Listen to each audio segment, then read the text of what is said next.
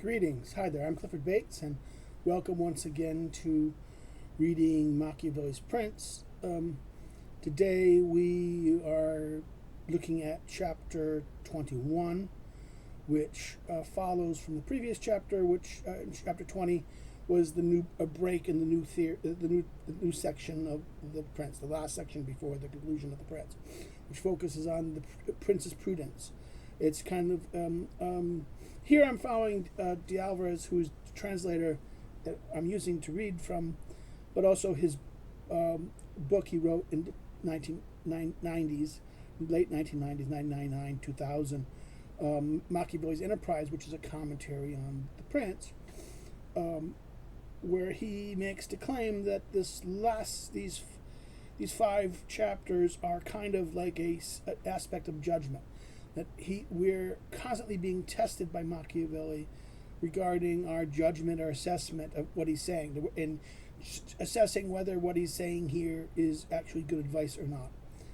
He, in many places, he will make assertions, but he will say things in his own voice. He will say, I say," or something like this, and then sometimes these things are contradicted earlier by other sections, or by other areas, or maybe even within the text itself.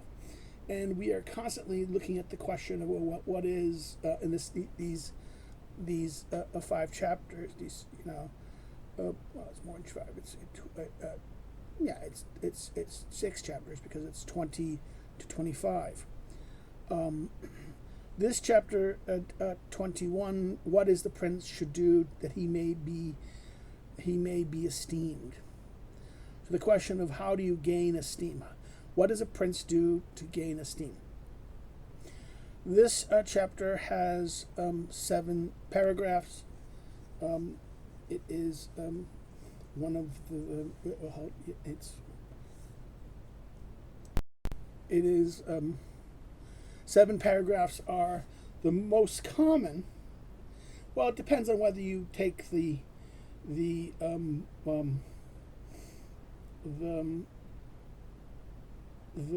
epistle dedicated as a chapter. If you do, then it ties with 7 paragraphs. In other words, there's 3 paragraphs will tie with 7 paragraphs as the most repeated number of paragraphs. But if we don't, 7 stands alone. 7 paragraphs will stand alone, and there's 5 chapters will have it. And 7 of this is the 7th. It's also the 7th rank from the 7th of the highest. It's the 7th from the highest. And what is 7? 7 is a derivative of 21 3 times. Okay, there's a lot of puns here. I mean, a lot of kind of coincidences of echoes of 7 here, in that this is the 7th. We have 7 paragraphs. It's the 7th paragraph section. Essays with 7 paragraphs. The 7th highest numbers of paragraphs. So therefore, there's a lot of games. Machiavelli's. You have to understand, Machiavelli loved numbers. Machiavelli, like many people in the Renaissance, at the time of the Renaissance, there was interest, again, kind of the occult, all these different things of numerology, of idea of is there a connection between numbers and nature?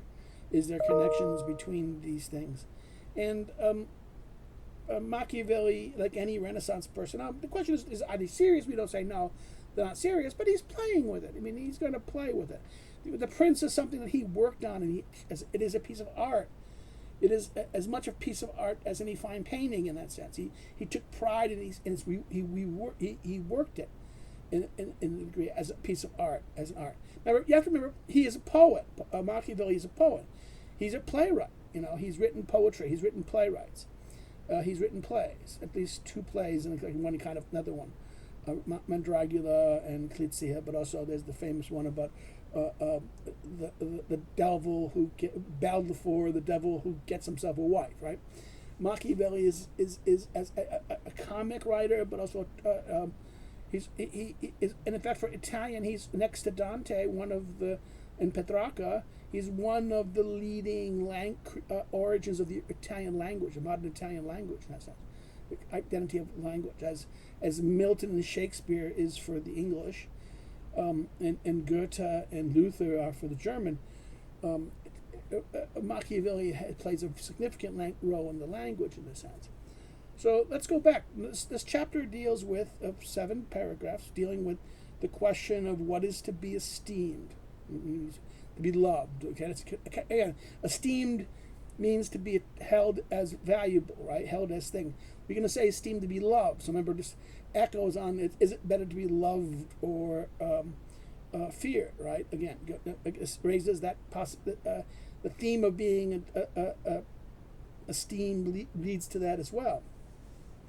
So let's look at the first paragraph. Now again, this is the Alvarez translation on page, we're starting 132. The link again to the Waveland Press, which has it.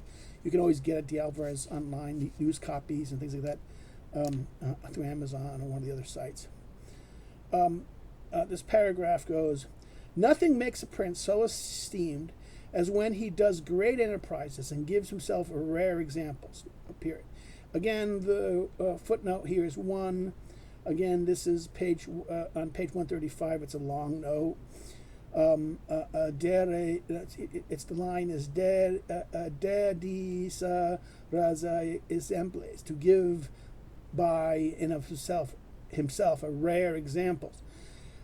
By rare examples, Machiavelli, this is the Alvarez, means to imply that one's character, to which will be said, and which was above all, will astonish and satisfy the people, as Cesare Borgia did when he cut Marco d'Orco in 2 pieces. Again, chapter 7, right? A rare example is one which is unexpected, seemingly unimaginable, and above all, spectacular. And it becomes clear subsequently when he refers to Babrano Vincalti of Milan. He has executions chiefly in mind. Executions, not killing people, right? As is also become clear, a rare example is not necessarily virtuous action, in the sense which Machiavelli's use of virtue, that is, bespeaking the greatness of mind and body. Okay, virtue is that this things that speak of the greatness of the mind and body. Again, chapter 8, right? It may be miserable action,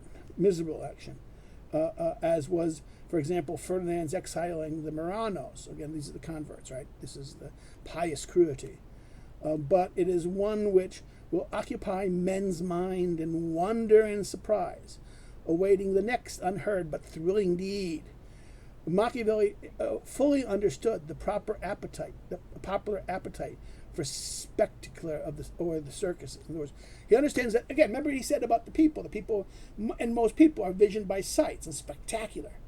The sights most only see, few touch. Go back to that discussion earlier about this. The few only really touch and know who you are. Most people just see what you appear to be, right? That line. And therefore, this is why most people are moved by spectacle. Montesquieu, in the Spirit of the Laws, talks about the various occasions. It basically says that the Romans were the people most moved by spectacles, and he says this series of spectacles that drives the Romans to change their order. Okay. I pulled the book off the counter. This is again from Montesquieu's Spirit of the Laws. This is in book 11, in chapter 15, at the last paragraph. He says, the Roman people, the last paragraph, which is the 4th paragraph in chapter 15 of book 11, again, which is on, book 11 is interesting because it's, digression, it's on the laws that form political liberty in relationship to its constitution, which in fact, this is the famous one where it has the example of England on chapter 6, which deals with the so-called division of powers are discussed, right? and is erroneously asserted to England, which I think it's a misreading of Montesquieu. But regardless, his last chapter 16, last paragraph, the Roman people, more than any others, were moved by spectacles. That of the bloody body of Lucretia brought royalty to the end. The debtor who appeared covered with sores in the square changed the form of the republic. Second sentence. The sight of Virginia drove out the Decemvirs. For manliness to be condemned, the people had to be put where they could not see the capital. And last but not least, the bloody robe of Caesar returned Rome to servitude. So, again, this is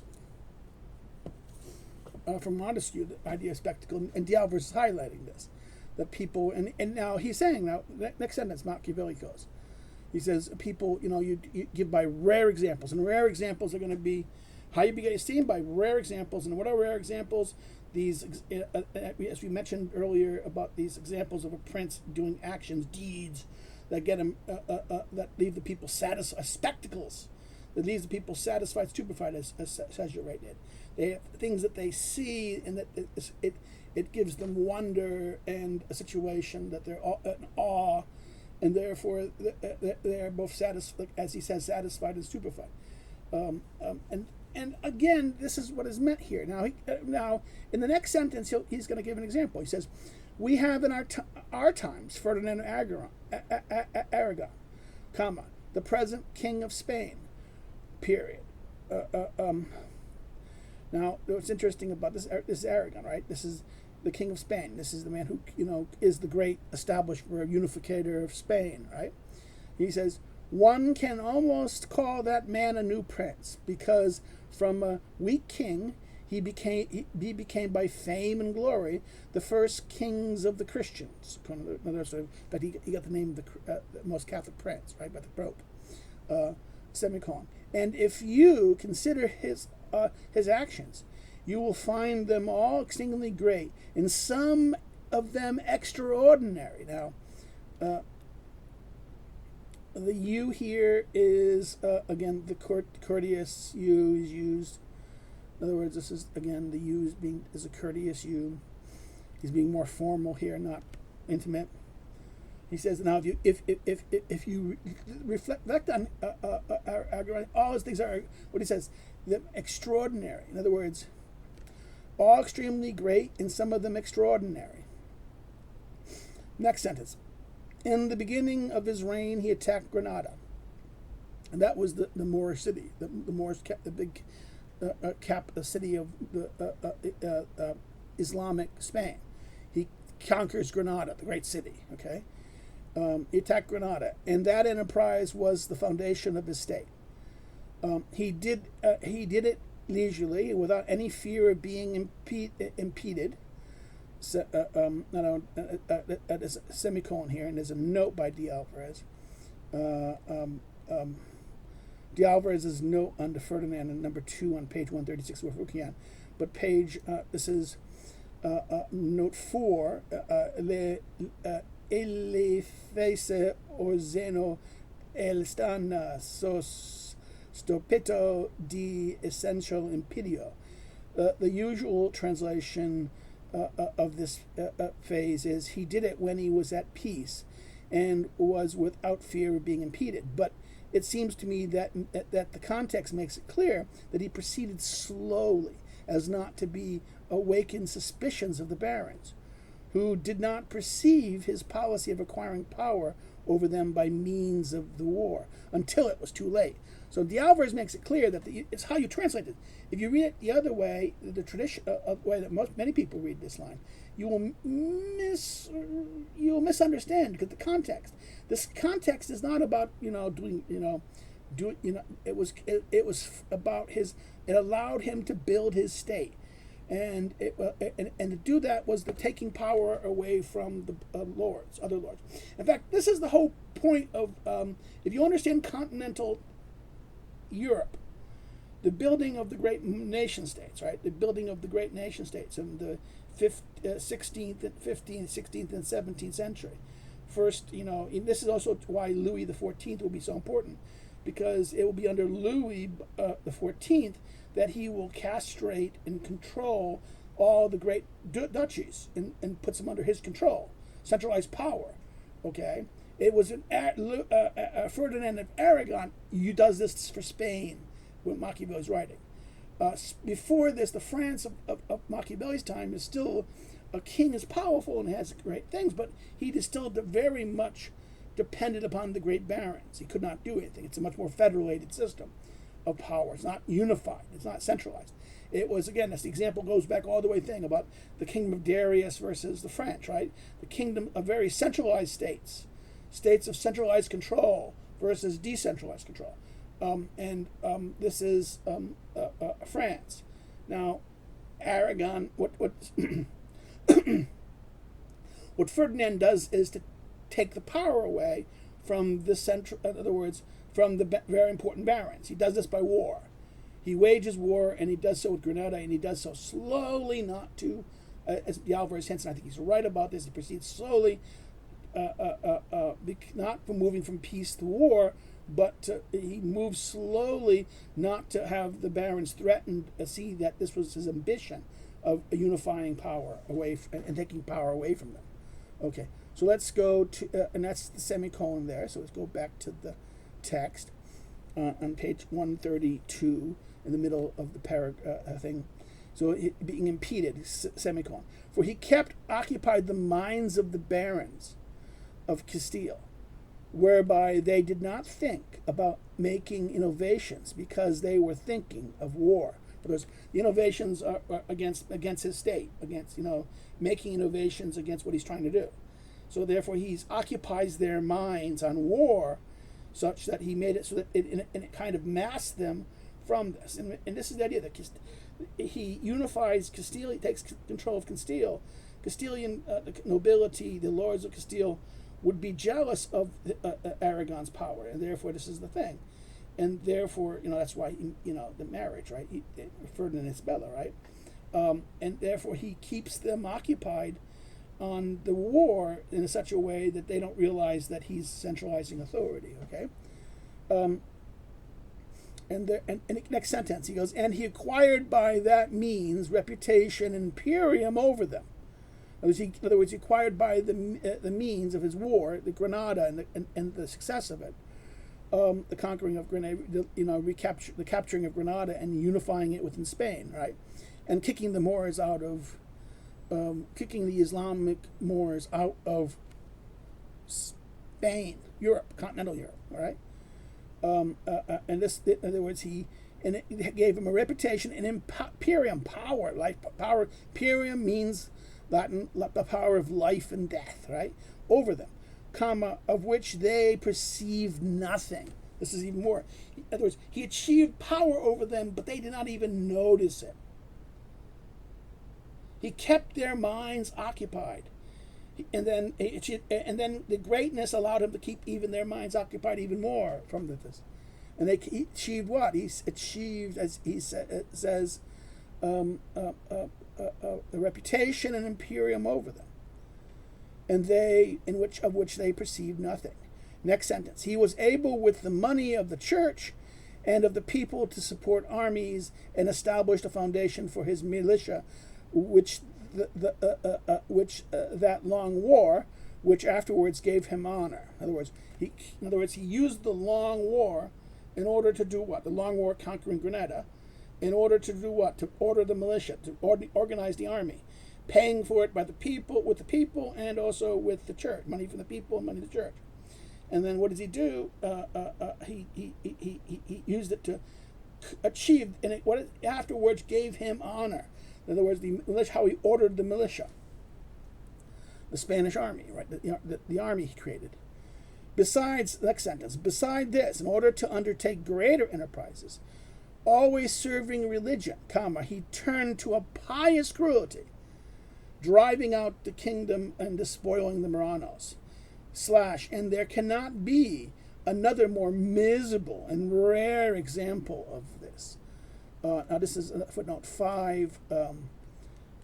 De Alvarez, this begins on page 136, and it goes on 137. It's the last sentence on 136, footnote 5.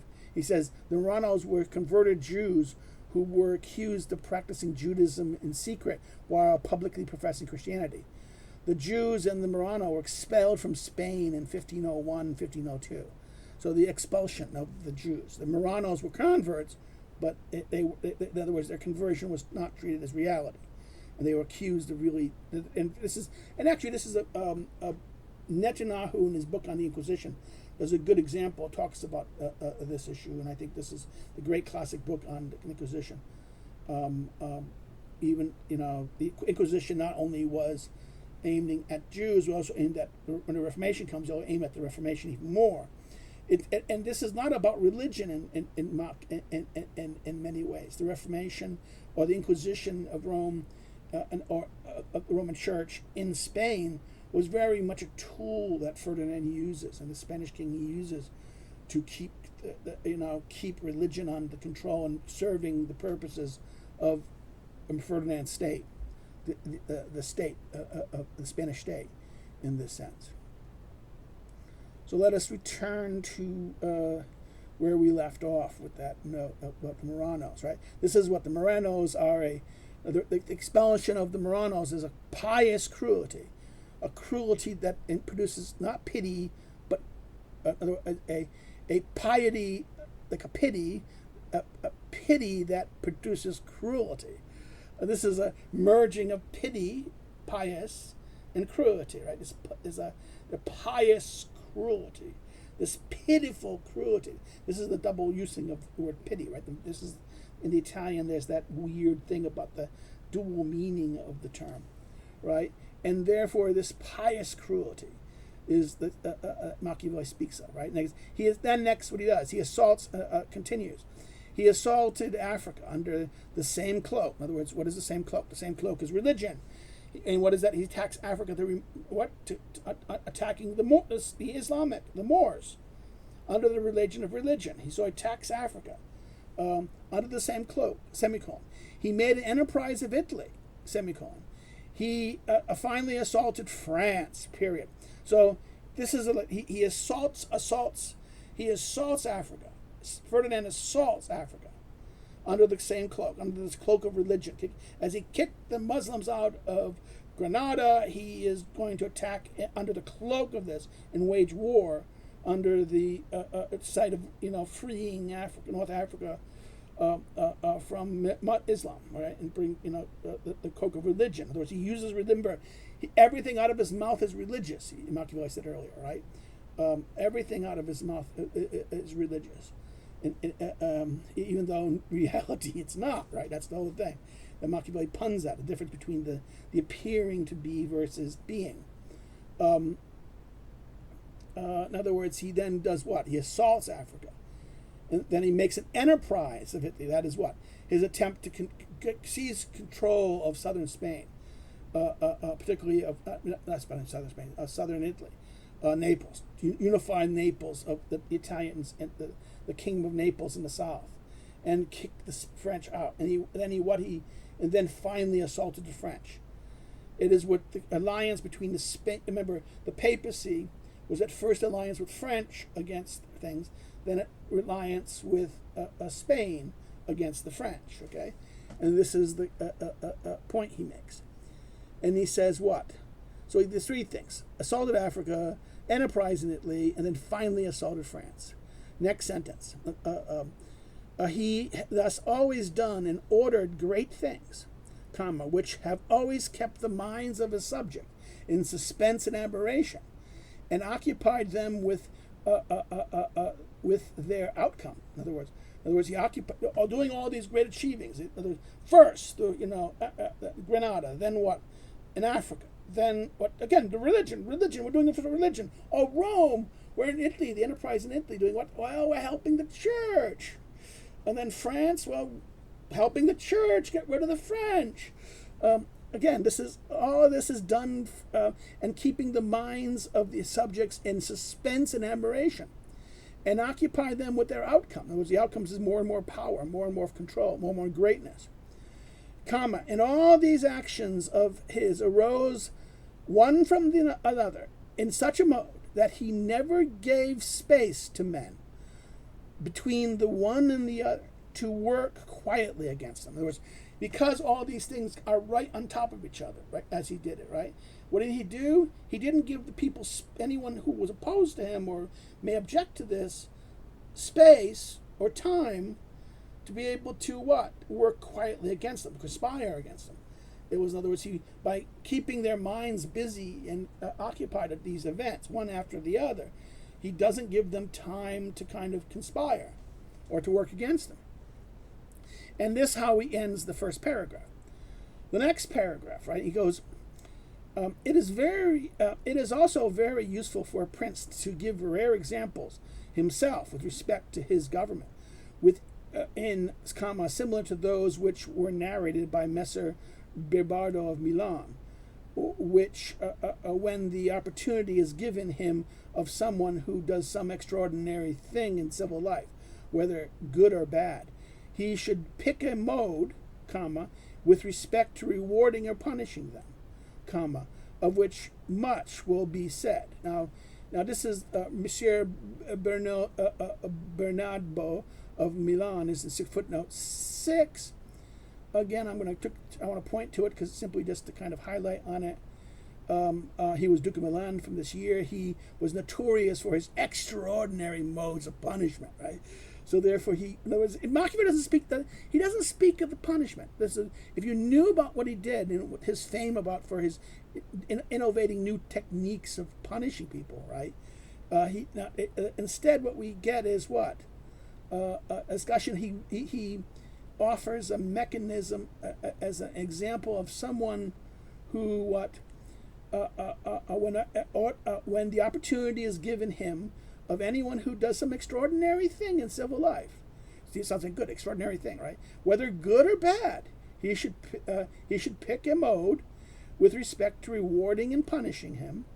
In other words, how you're going to punish him, you pick a mode of which much will be said. In other words, however you reward or punish them, everyone's going to talk about it. So when you punish them, it's going to be, oh my God, what a horrible death! Or, okay, that's how you talk about it. The punishment, the torture. He's remembered most for this torture. Now, his ways of punishing people were so shocking, and so therefore people talked about them. Again, therefore, like the rewarding, it would be the attempt here to reward them in such a way that people would always talk about how beneficial and how great your reward was. So keep it in mind that does this, right? And he goes, picking a mode with respect to rewarding punishment, that all of which much will be said. In other words, people will talk about it. And above all, a prince ought to contrive by every action of his to give himself the fame of being a great man and one of excellent ingenuity. I'm looking from far. Should maybe read my glasses more. Ingenuity. In other words, genius. In other words, genius of his mind. The mind is in creative and finding new ways. In other words, what is a prince should be contrive every of his actions to give himself the fame of being a great man and one of excellent ingenuity. In other words, has come up with new ideas, new things, new ways of achieving it. So ingenious, but also greatness, right? This idea of greatness. Next, this is the third paragraph. And a prince is also esteemed when he is a true friend and a true enemy. Semicolon. So a prince is esteemed when he's a true friend and a true enemy. He's esteemed, respected, looked up to for being a true friend and a true enemy. Next sentence. This is the clause, semicolon. So therefore, continuing for the sentence. That is, when, without any respect, he discloses himself in favor of someone against another. In other words, he's a true friend and true enemy. So he's gonna, without any, without any respect, he discloses himself in favor, discloses himself in favor of someone against another. In other words, I'm favoring you against you. I'm not, or I'm against you for you. In other words, I'm favoring one and against another. In other words, doing so openly. True friend, true enemy. This gets you respect, esteeming. This part, next sentence, right? This part is always more useful than to be neutral, comma. For if two of your neighbors being powers come to blow, they will be of such quality that when one of them wins, you'll either have to fear the victor or you will not. Okay, if two of your neighbors are fighting each other, right? And the question then is what? And if the other guy wins and it's all powerful, you're going to have to fear him or not. Okay, but remember, the example here is something interesting. It's your neighbors, they're fighting, and that in other words, there's a fear that together they might be a threat to you. Okay? Whoever wins of those, the winner may be such powerful that they're a threat. But what happens if they both the winner wins, but it's the cost of winning is such high that it's not a threat to you? Should you fear that? In other words, so therefore there's a question here about this. Is it simply the kind of, at one thing he seems to suggest that you should be a true friend, a true enemy. It's better but it's better in this case where it's going to be clear that the other neighbor and these two people, that it's going to, in other words, there's a clear situation that the danger of not acting, not favoring one or criticizing the other, will produce an outcome that threatens you. Maybe not directly, maybe in the long term. This is the argument about why I'm going to piss on some people's, sensitivity. Why Ukraine is important for America. Not, it's not important. There's no interest in this. Bullshit. It's interest. There is an interest here, not because of global homo or things like this. And I take issue with many of my friends on the right on this. The reason why dealing with Russia is important, not because Russia is really the big power, but if Russia wins, if Russia gets the upper hand and Russia is able to get control of Ukraine, Russia is able to maintain its position, and it will work more with China. But also, this is the other thing. China is the real, everyone is right about this, China is the real threat to American interest, long-term national interest. China is the real global threat. But I say, wasting your time looking at Russia. Russia's not important. Well, I agreed. Russia's a weak thing. But Russia needs to humiliate NATO, and if it wins in Ukraine, it will kind of do so by dividing the Europeans again. And a weak Europe is by no means anyone's interest. I mean, a weak Europe requires American intervention, because a weak Europe will be only a pawn of China. Okay, and that's the whole problem here. In other words, there is a good argument here that helping Ukraine will make Europe stronger and more independent in that sense, independent of Russian energy.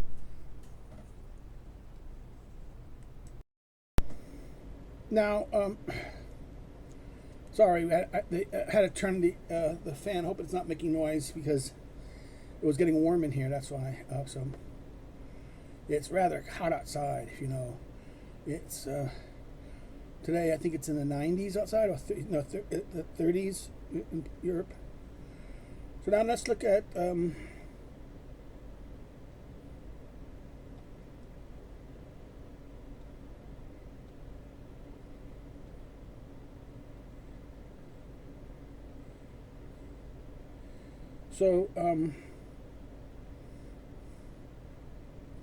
Talking about, we're finishing up that line about the neighbors, right? You should be in the danger of what they're doing it. So therefore, they said, and if it should wage, in other words, you fear the other guy is gonna win or not. What do you do? He'll continue here, and in either of those cases, it will always be more useful for you to disclose yourself and wage a good war, semicolon 4, comma, in the first case, if you do not disclose yourself, you will always be the prey of the victor, comma, with the pleasure and satisfaction of the one who has been conquered, semicolon. You will have no excuse, nor anything else can be to defend you, and no one to receive you, semicolon. For the victor will not want to have suspect friends who did not aid him in adversary, semicolon, and he who lost will not receive you, comma, because you did not want to risk his his fortune with arms in hand. Period. So therefore, he's saying, what about this? This ends this paragraph with this double problem. If you're neutral, the winner will win, and the loser might say, well, no, you weren't my side. Why should I do it? And why didn't you help me? In other words, both sides will look at you and say, with suspicion. Well, one will be angry because he lost. The other one will win and say, well, why didn't you want to help me? What would, you were not on my side, or what? So therefore, it's better. In other words, it's better in this case to be true friend and true enemy, because you're going to be confronted with that.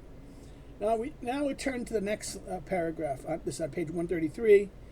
When Antiochus had passed into Greece, brought there by the Aetolians to drive out the Romans, he sent ambassadors to the Achaeans, who were friends of the Romans, to induce them to stand in the middle, semicolon. On the other side, the Romans were persuading the Achaeans to take up arms for them, period. So Antiochus was coming into Greece, right, to drive out the Romans. So he sent ambassadors to the Achaeans, who were the friends of the Romans, to stand neutral. In other words, he was reducing them to stand in the middle. On the other side, the Romans were doing that. He says, this matter came up for deliberation in the councils of the Achaeans, comma, where the legate of Antiochus persuaded them to be neutrals, to which the Roman legate responded, quote, what these say about interposing yourself in the war, comma, nothing is more alien to your affairs, semicolon. Without thanks, comma, without dignity, the prize of the victor will you be. In other words, you'll be the victor. Whoever wins this battle between us and them, you will be lose. In other words, the victor, whoever, Now, this is footnote 8, and this is right from Livy's Histories, book 35 of Livy's History. So therefore, he quotes from Livy here. Again, making a reference, also quoting, remember, it's the discourses are again supposed to be a commentary. So therefore, the discourses which are on Livy, right? Now in the Prince, he's quoting Livy too. So this is, and he continues next thing. He says, and the Roman legate saying that, it's not going to be, it's going to be anything to you. And by the way, whoever wins, you're going to be there. In other words, the prize of the victors will be you. In other words, whoever going to win, whoever the victor is, their prize is going to be you. Okay, so if the Romans or Antiochus will come after you next, if we're removed, he's going to come after you next. Okay. And that's what he's saying in that sense. Because remember, we were your friends. We won't be your friends if you do this now. In other words, this is the thing. This is the danger of being neutral in that sense. And an example leads that. Now, in the next paragraph, he says, and it will always happen that he who is not a friend will seek after your neutrality. And he who is a friend will seek after you disclose yourself with arms. In other words, this is again, who true friend and true enemy. You're disclosing. You pick how you pick on this case.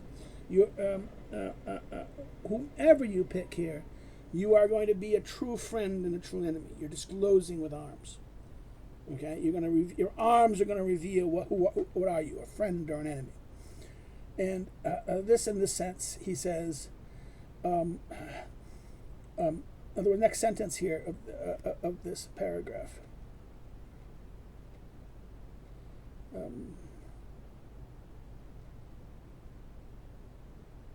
This is the fifth paragraph. He goes, a friend will want you to be, in other words, someone who's not your friend will say, oh, stay neutral. Okay. A friend will say to you, seek you to disclose yourself with my support. In other words, now an irresolute and irresolute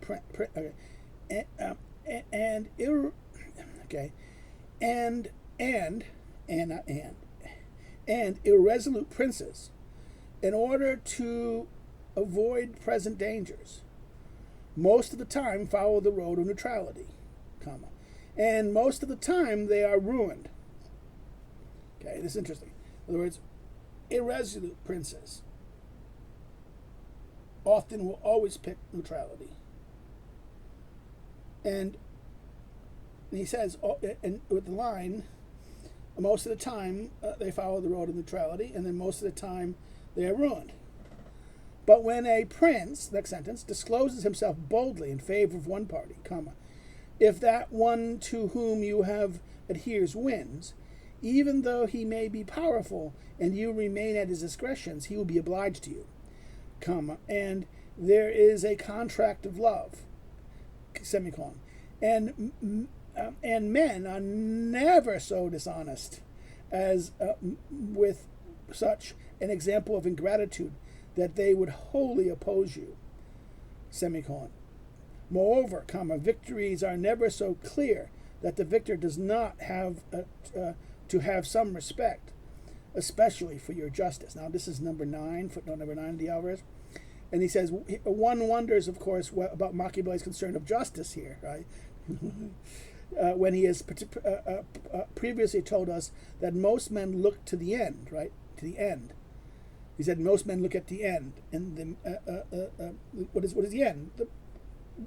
The end is what you're trying to do. What is the goal? What is the goal? What is the thing? And therefore, most men will judge. Therefore, justice seems to be not about the justice of the thing. So he says most men look at the goal, and the prince need only win and maintain the state. The means will always be honorable. This is from 18 above, right? Chapter 18 above. In other words, maintain and honorable, and the means will always be honorable. So therefore, his little Alvarez is hinting at this concern for this is a little questionable in that sense. This is what you have to look a little bit more like this about justice. This is just explain of justice. And remember what he said about the others. Others are ingrate. They love you when you're doing, and they will always. In other words, in other words, they the chains of obligations will always, a present necessity or a present utility will lead men to forgo promises of love and affection. Remember that from earlier part 2. So again, we're left with a very interesting challenge to this point. So the question is, the question has to be, is it really in your interest? Is it essential to your goal? And again, remember what the goal here is. The goal here is to be esteemed. So remember, what about this? Keeping, it is important to be seen to be faithful. Okay, now, being faithful may not be useful, but seeming faithful is very useful. Okay, and this is why he's making. I think this is why we have to read this carefully to understand being a true friend or true enemy. In this case, will depend upon the case, and will depend upon whether it will be doing so will be harmful to your maintaining your state. If it's not harmful to maintaining your state, therefore be the true friend. This will give you greatness. This is how you will build reputation, by which things will do. And he says, but if that one to whom you have adhered loses, you are received by him. You are received by him. In other words, if he loses, you're received by him, and while he he aids you, comma, and you become the companion of a fortune which can rise again. In other words, if you even if you lost, right? He remember that you stuck with him, and that and if he comes back again, arises again, he will remember that you were here when last time you sided with me. We didn't win, but we survived, and now I'm stronger, and we're going to deal with this. But you were a true friend of me. In other words, again, this is the interesting point he raises here. In other words, rise again. Next sentence. In the second case, when those who fight each other are of such a quality that you do not have to fear the victor, so much more it is prudence to adhere yourself to him, because you go to the ruin of one with the aid of the one who should have saved him, were he wise. And in winning, comma, he will remain at your discretion, comma, and it is impossible that he should not win with your aid. In other words, if neither side can, in other words, this is a more interesting point about this. Second case, this is the end of the paragraph, right? This whole sentence. He says, in the second case, where you don't fear, in other words, when those who fight each other are such a quality that you don't have to fear the victor. This is the case when you should go, prudence dictates you should pick the one whom you're friendly with, or attack the one you don't like. Why? Because you basically help him win. Because without you, the win would not be possible. And then you forget the winner is now gracious to you. But there's a danger here. Don't make him too powerful. If he's not, in other words, this is why this condition is that whoever wins here is not going to be a threat to you. So he lines up here and he says, in other words, you go to the because you go to the ruin of one with whom aid of that which you should have saved him. And he was wise, and in winning. Yet he remains at your discretion, because you're still more powerful than him. He's not powerful enough to harm you. And it's impossible that he should not win with your aid. In other words, he should not win without your aid. Win without your aid. In other words, he should win with your aid. It is impossible that he should win not win with your aid. In other words, it's impossible for him to lose with your assistance. It's a very complicated sentence. It's D'Alvarez's difficult translations. The way he's doing it is following the Italian, and it's this way to slow you down. Because I know some people who don't like that because they're saying, "Oh, it's confusing. It's difficult to follow." Exactly. This is what you should do. You should pay attention, and you will understand things more closely. You follow the logic of what the argument of what Machiavelli is saying. This is why some translations that try to clean it up, who make it more smooth and more direct, aren't you doing you the same favor? Because Machiavelli here sometimes is using the unclarity to kind of mask things. So therefore, this allows us to see the two sides of this question. Okay. Next paragraph. And here it is to be noted that a prince ought to be careful never to join with one more powerful than he, in order to attack others, except when necessity constrains him.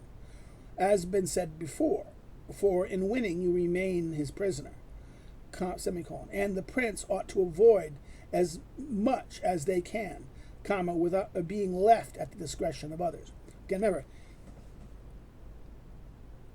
okay, if you make someone more powerful than you, it's very dangerous, right? This is the example of what, back to the example of Cesare making Julius Pope, okay? And Julius never forgave him and undid him, right?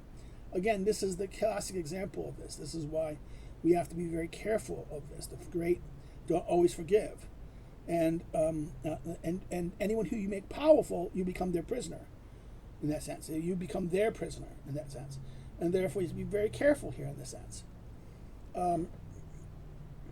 And therefore, this is why you need to be, like I said, and to attack others. In other words, be careful never to join with one more powerful than he. That's what we said before, right? Again, because you remain his prisoner, and princes ought to avoid much as being at the discretion of others. Remember, everything should be your own power. You should not be at the discretion of others. It's very problematic. Now, if you're doing this out of necessity, okay, but don't do it out of choice.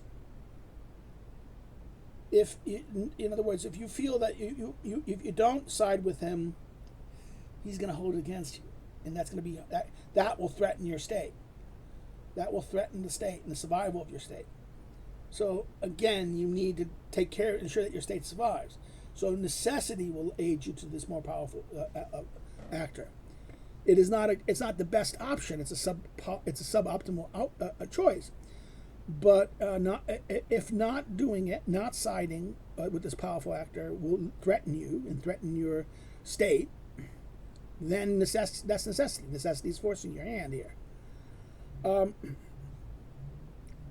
Next sentence. The Venetians joined with France against the Duke of Milan, although they could have avoided making this alliance, which resulted in their ruin. Okay, so this goes all the way back to the example. In other words, they make an alliance with the Venetians, make an alliance with France against Milan, and in doing so, this eventually leads to Venice's ruin. Okay, but when it cannot be avoided, bracket, as happened to the Florentines when the Pope in Spain went to with their armies to assault Lombardy, close bracket, then the prince ought to adhere for the above-mentioned reasons. In other words, they did it out of necessity. Okay, they need to agree to being a powerful thing out of simply necessity. Next sentence: nor let any state ever believe that it is always able to pick. Nor let any state ever believe that it is always able to pick a part safely. Rather, let it think of having to take all as dubious. Semicolon. For one finds this in the order of things, that one never seems to avoid an inconvenience without running into another. Semicolon. But prudence consists in knowing how to recognize the qualities of inconveniences and to pick the less bad as good. Stop. What is he saying here at the last point? Well, he gives the example of the danger of adhering to a powerful actor and only do that of necessity. And he says, listen, these inconveniences of necessity, you have to do what? Prudence is about choosing the best of the thing, or the least bad of the thing. In other words, the less bad is as good. In other words, and he says that one never seeks to, in other words, in the order of things, one finds this in the order of things. And the order of things. And that's this is a general statement, he says. That one never seeks to avoid an inconvenience without running into another. So you're trying to avoid one inconvenience, you're going to run into another inconvenience. You're always going to run into inconveniences. You can't escape them, he's saying. So what about this? Well, what is prudence? Prudence is what? Prudence consists in knowing how to recognize the quality of inconveniences and pick the. So therefore, if doing this will lead you to, this is one inconvenience. But not doing this will lead to a set thing that will lead to another inconvenience. Of those two, which is worse for you? Okay, look at that. That's what you mean. Which is less bad, and therefore you usually pick the less bad. This is suboptimal. In the realm of necessity, you often we're dealing with suboptimal outcomes, but one is going to be more advantageous than the other one, and therefore pick the more advantageous. This leads us now to the last paragraph on page 135 for this chapter 21. A prince should also show himself a great lover of virtue, giving welcome to virtuous men, and honoring excellence in the art. Period. Now this is interesting. Every about this time about being esteemed, right? We've talked about being true friend and true enemy. This whole, much of the middle section, right? Being true friend and enemy. This has been the